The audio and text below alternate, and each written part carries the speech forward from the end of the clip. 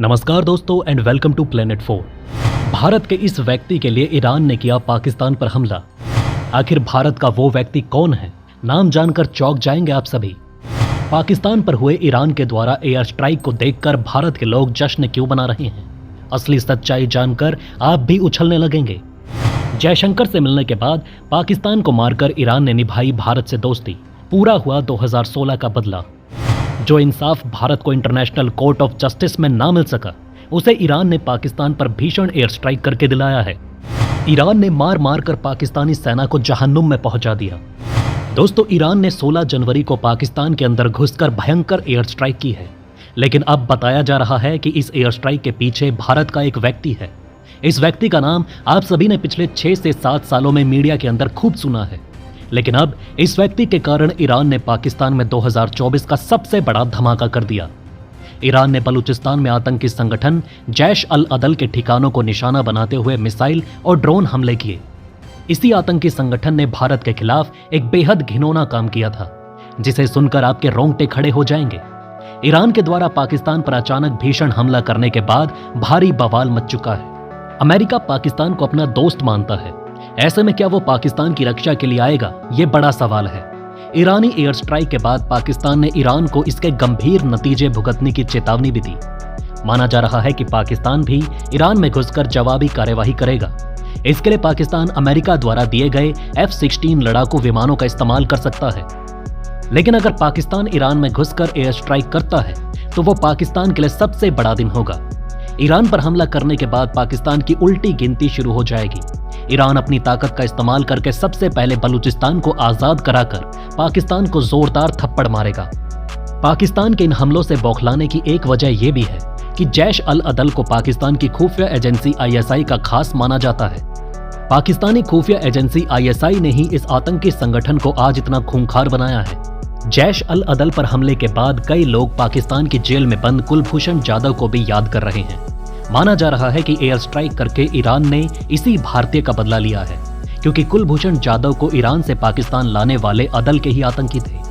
कुलभूषण जाधव को पाकिस्तान ने मार्च 2016 में गिरफ्तार किया था। ये भारतीय नागरिक है जिनके मामले ने भारत और पाकिस्तान के बीच काफी विवाद उत्पन्न किया था।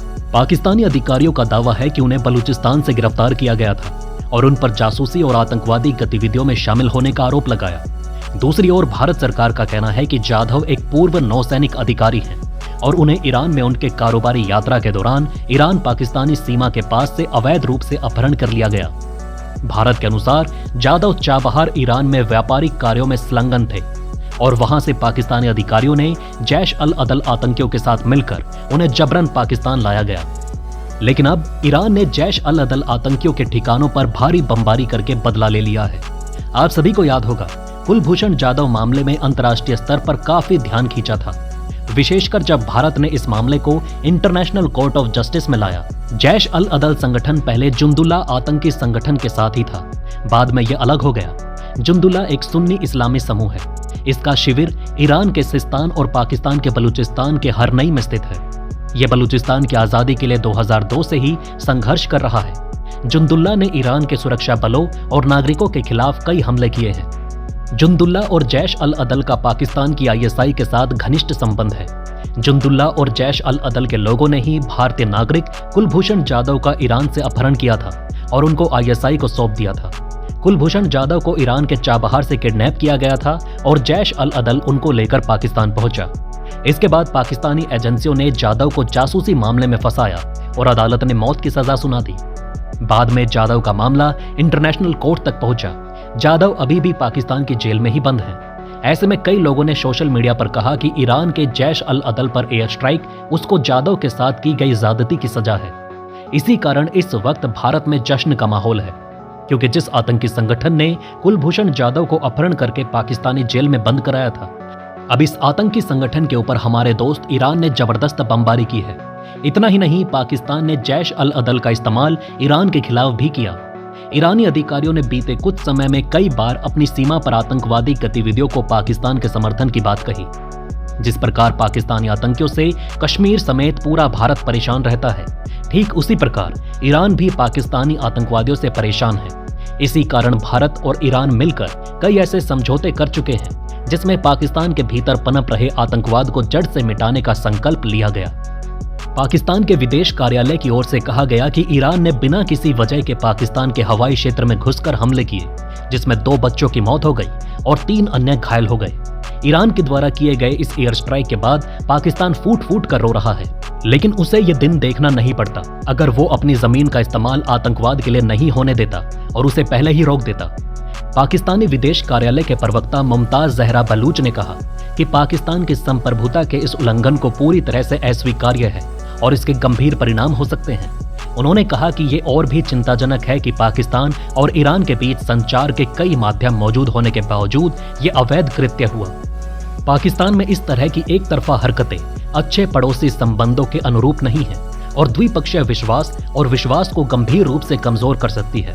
ऐसे में ईरान को इस तरह की कार्यवाही से बचना चाहिए। मतलब इस पाकिस्तानी मोहतरमा का कहना है कि एयर स्ट्राइक करने से पहले एक बार फोन तो कर देते। दोस्तों, ईरान इस वक्त फुल फॉर्म में नजर आ रहा है। वो अपने दुश्मनों की लिस्ट में किसी भी देश को बख्शने को तैयार नहीं, चाहे उसके सामने इजराइल हो, इराक हो, पाकिस्तान हो या अमेरिका हो। वो चुन चुन कर सभी को ठोक रहा है और बदला ले रहा है। 2 दिन पहले इराक ने ईरान के इरबिल पर किए गए हमले के विरोध में 16 जनवरी को तेहरान में नियुक्त अपने राजदूत को वापस बुला लिया। ईरानी हमले के कारण इराक नाराज हो गया है। ईरान ने यह हमला इरबिल में कथित तौर पर इजरायली जासूसी एजेंसी मोसाद के ठिकाने को निशाना बनाकर किया। इस हमले में 4 लोगों के मारे जाने की खबर है।